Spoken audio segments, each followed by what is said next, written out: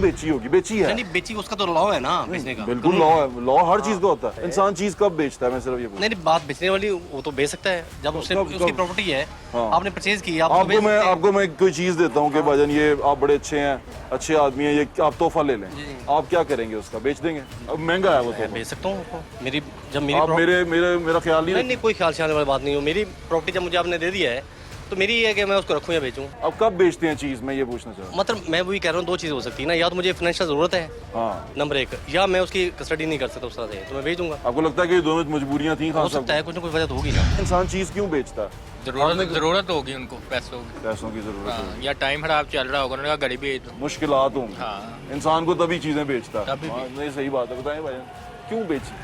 क्यों बेची, ये तो इमरान खान खुद बता सकते हैं, क्योंकि जिनके पास इतने पैसे होने के बावजूद कि इंसान हो ना, हम जैसा गरीब बंदा होगा उससे गिफ्ट मिला हो तो हम कहते हैं यार कोई मजबूरी आ गई, चलो यार ये बहुत गिफ्ट कीमती है, इसको सेल करना चाहिए। और से सुने जरा, अच्छा ठीक है ना, वो तो फिर हमारे जैसा इंसान बेच दे उसके वो गलती नहीं है। एक बंदे की खुद इतनी बड़ी, इतना प्रॉपर्टी है उसकी, इतना सारा कुछ है उसके पास, हर चीज़ मैसर अल्लाह ने दी हुई है उसके पास, उसे गिफ्ट मिला है। जो गिफ्ट इंसान को किसी को मिले ना, वो गिफ्ट कभी किसी को देना नहीं चाहिए। यार बहुत अच्छी बात की आपने, बहुत शुक्रिया आपका, थैंक यू भाई। यार ਉਹਨੇ मेरा ख्याल ਵੇਚੀ ਹੀ नहीं।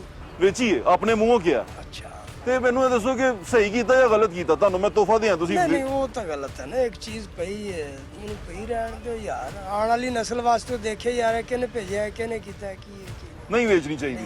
ਕੁਝ ਕਹਿਣਾ ਚਾਹੋਗੇ ਖਾਨ ਸਾਹਿਬ ਨੂੰ? ਤੁਸੀਂ ਪਿਆਰ ਕਰਦੇ ਹੋ ਉਹਨਾਂ ਨੂੰ? नहीं सर मैं नहीं करते?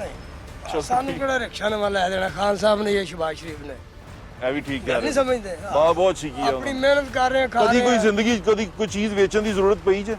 नहीं अल्लाह का शुक्र। चलो अल्लाह ताला ਤੁਹਾਡੇ ਤੇ अपना करम रखे। बहुत शुक्रिया भाजी। ये भाई रिक्शे वाले थे, एक रिक्शे वाले के घर हम गए थे कुछ दिन पहले, ज़रा वो जाके देखें।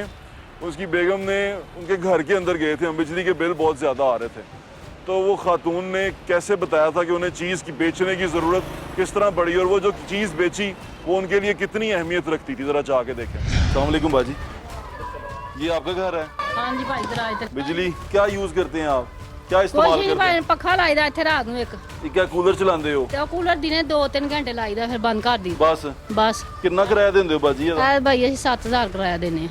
7000 ਕਿਰਾਇਆ ਤੇ ਬਾਜੀ 25000 ਰੁਪਏ ਬਿੱਲ ਜੇ ਹਾਂਜੀ किस तरह ਦੇ ਹੋਗੇ? ਤੇ ਉੱਤੇ ਨੇ ਲਿਖ ਕੇ ਲਾਇਆ ਹੈ ਕਿ ਬਿਜਲੀ ਦਾ ਬਿੱਲ ਜਮਾ ਕਰਾਏ ਵਰਨਾ ਮੀਟਰ ਕਾਟ ਦੇंगे। ਆ ਤੇ ਹੁਣ ਕੀ ਕਰੀਏ, ਅਸੀਂ ਮਜਬੂਰੀ ਹੁਣ ਹੋਣੀ ਵੀ ਨਹੀਂ ਦੇ, ਪੈਸਿਆਂ ਦਾ ਇੰਤਜ਼ਾਮ ਨਹੀਂ ਹੋਣਾ। ਮੇਰਾ ਮੀਆਂ ਕਹਿੰਦਾ ਮੈਂ ਰਕਸ਼ਾ ਵੇਚ ਕੇ ਆਨਾ, ਉਹ ਰਕਸ਼ਾ ਚਲਾਉਂਦੇ ਗਏ ਨੇ ਅੱਜ ਉਹ ਰਕਸ਼ਾ ਲੈ ਕੇ, ਹੁਣ ਕਹਿੰਦਾ ਰਕਸ਼ਾ ਵੇਚਾਂਗੇ ਤੇ ਬਿੱਲ ਤਾਰਾਂਗੇ ਨਾ, ਤੇ ਉਹ ਰਕਸ਼ਾ ਵੇਚ ਜੇ ਖਾਣਾ ਕਿੱਥੋਂ, ਕੰਮ ਵੀ ਨਹੀਂ ਹੈ ਕੋਈ ਵੀ। ਭਾਜੀ ਤੁਹਾਨੂੰ ਸੁਣ ਰਹੇ ਨੇ, ਕੁਝ ਕਹਿਣਾ ਚਾਹੋਗੇ? ਜਿਹੜੇ ਲੋਕ ਉੱਤੇ ਬੈਠੇ ਨੇ ਤੁਹਾਨੂੰ ਸੁਣ ਰਹੇ ਨੇ। ਅਸੀਂ ਤੇ ਇਹੀ ਕਹਾਂਗੇ ਹਕੂਮਤ ਹੁਣ ਕੋਈ ਖਿਆਲ ਕਰੇ, ਹੋਰ ਕੀ ਕਰੇ। 7000 रुपया ये बिल रेंट देते हैं, घर भी अपना नहीं है। ਕਿਰਾਇਆ ਵੀ 2 ਮਹੀਨਿਆਂ ਦਾ ਹੋਇਆ, ਮਾਲਕ ਮਕਾਨ ਕਹਿੰਦਾ ਕਿਰਾਇਆ ਮਕਾਨ ਖਾਲੀ ਕਰੋ, ਉਹ ਕਹਿੰਦੇ ਮਕਾਨ ਖਾਲੀ ਕਰੋ, ਕਹਿੰਦਾ ਬਿੱਲ ਵੀ ਤਾਰੋ ਤੇ ਨਾਲੇ ਕਿਰਾਇਆ ਵੀ ਦੋ ਤੇ ਮਕਾਨ ਖਾਲੀ ਕਰ ਦਿਓ। ਇਹ ਹਾਲਾਤ ਹੋਏ ਪਏ ਨੇ ਸਾਡੇ। ਸ਼ਰਮ ਦੇ ਮਾਰੇ ਕਿਸੇ ਨੇ ਗੱਲ ਵੀ ਨਹੀਂ ਬੰਦਾ ਕਰ ਸਕਦਾ। ਤੁਹਾਨੂੰ ਸ਼ਰਮ ਆਉਂਦੀ? ਜਿਹੜੇ ਵੱਡੇ ਮਹਿਲਾਂ 'ਚ ਰਹਿੰਦੇ ਨੇ ਉਹਨੂੰ ਸ਼ਰਮ ਨਹੀਂ? ਉਹਨਾਂ ਨੂੰ ਨਹੀਂ ਨਾ ਆਉਂਦੀ, ਸਾਨੂੰ ਤੇ ਬੜੀ ਆਉਂਦੀ ਹੈ। ਮੇਰੇ ਕੋਲ ਤੇ ਹੁੰਦੇ ਲਫ਼ਾਜ਼ ਹੀ ਨਹੀਂ ਕਿ ਮੈਂ ਕੀ ਬੋਲਾਂ ਕੀ ਕਵਾਂ। ਜੇ ਰਕਸ਼ਾ ਵਿੱਚ ਗਿਆ ਤੇ ਖਾਵਾਂਗੇ ਕਿੱਥੋਂ ਫਿਰ। ये मॉल रोड के सदर हैं सुहेल भट्ट साहब, और सुहेल भट्ट साहब की खास बात ये है कि सुहेल भट्ट साहब यहाँ पर इस लाहौर शहर में सुहेल भट्ट राडो वाले के नाम से बड़े मशहूर हैं। घड़ियों का काम करते हैं, शुरू से घड़ियों का काम कर रहे हैं, महंगी घड़ियों का कारोबार करते हैं। तो घड़ी की बात आई तो मैं कहा भट्ट साहब से जरूर इन्फॉर्मेशन लेनी चाहिए। अस्सलाम वालेकुम भट्ट साहब। जी अस्सलाम वालेकुम। कैसे हैं आप? जी अल्लाह का तबीयत ठीक है आपकी? शुक्र है। घड़ी घड़ी का शोर तो आप सुन रहे होंगे, घड़ी घड़ी। जी हाँ, घड़ी घड़ी। ये घड़ी वैसे जो गिफ्ट में मिलती है घड़ी, ये बिक जाती है मार्केट में? यानी कि जो ये सेकंड तो- हैंड घड़ी होती है बिक जाती है? ये सेकंड हैंड तो नहीं होती, ये जो घड़ी आती है किसी को तोहफा दिया जाता है, तो असूलन तो ये तोहफा जो है वो नहीं बिकना चाहिए, ना बेचना चाहिए, ना खरीदना चाहिए। ग्राफ घड़ी का भी हम वीडियो भी दिखा रहे हैं, मैंने आपको वीडियो भी दिखाई है।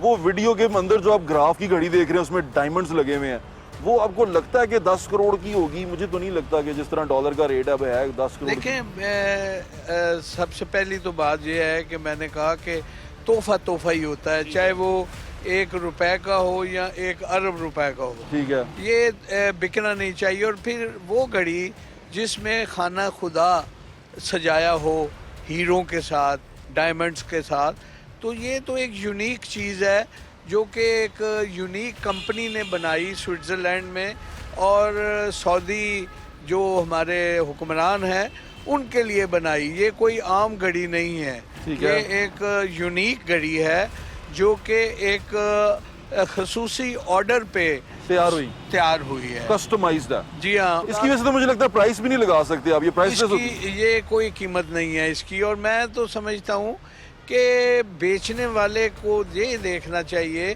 कि क्या वो वाकई उसकी बेच के 2, 4, 5, 10, 20 करोड़ रुपया जो वो कमा रहा है वो क्या फिजिबल है कि अल्लाह का घर बेच के और आप अपनी ज़रूरियात पूरी करें। और फिर ऐसी ज़रूरियात जो कि मैटर नहीं करती। अब खान साहब को पैसों की जरूरत तो नहीं यही है। मैं पूछना चाह रहा था कि आपको लगता है उनको जरूरत होगी, क्या कर रहे मैं हो? तो- हो सकता है उन्होंने शौकत खानम में ना देने हो। या तो अगर शौकत खानम को देना था तो पहले इसकी अनाउंसमेंट करते कि ये मैंने ये घड़ी इतने में खरीदी और इतने में मैंने बेच दी और जो डिफरेंस है वो मैंने शौकत खानम में जमा आप कोई करवा चैरिटी दिया। करते हैं भट्ट साहब?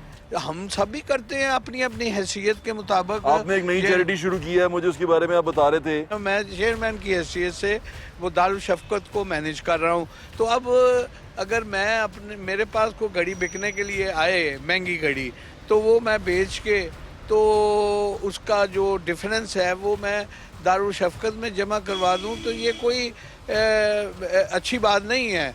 हम अपनी जेब से जो अपने ऑनेस्ट कमाएं उसमें यतीमों का हिस्सा डालें तो वही सब कुछ है। ये बात मेरी समझ में नहीं आई कि खान साहब ने ऐसी बात क्यों की। आपको क्या लगता है कि एक प्राइम मिनिस्टर को बेचने की क्या जरूरत पड़ी हो? सर प्राइम मिनिस्टर हमारा दरवेश आदमी है और आपको पता ही है कि रिसोर्सेज उसके लिमिटेड है और इस तरह की लग्जरी आइटम्स का वो शौकीन है ही नहीं। ठीक है जी, तो उसने सोचा होगा कि जी मुझे क्या जरूरत है इतना महंगा तोहफा रखने की। अगर लेकिन उन्होंने फिर दे खरीदा दिया ही क्यों? खजाने में ही रहने देता। नहीं, ठीक है, उसने अपनी कीमत दे के खरीद लिया है। अखलाकी तौर पर मैं समझता हूँ कि ये नहीं करना चाहिए था, बट लेकिन हाँ, अखलाकी कानूनी तौर तौर पर बीइंग अ लॉयर मैं समझता हूँ ठीक कि है, उसने इजाजत है। रूल्स के मुताबिक जो भी प्रोसीजर लेकिन ये बेचा क्यों? मैंने आपको पहले भी अर्ज किया जरूरत होगी डेफिनेटली। प्राइम मिनिस्टर को। सर देखे ना, फिर ये कैसी बात है कि एक प्राइम मिनिस्टर को अपने ब्रेड एंड बटर के लिए अपनी लाइफ को गुजारने के लिए भी जो है भाभी का वो जो उनकी खातून अव्वल को हार मिला वो भी बेच दिया। नहीं, उसका मुझे नॉलेज नहीं है। मुझे बेच नहीं दिया, पता वो कहते हैं बेच। नहीं सर, मैं इस बारे में कुछ नहीं कह सकता, लेकिन इतना मैं कह सकता हूँ कि ये अखलाकी तौर पर मुझे लगता है कि नहीं ठीक। दूसरों को भी क्रिटिसाइज करते रहे मॉरल ग्राउंड पे ना।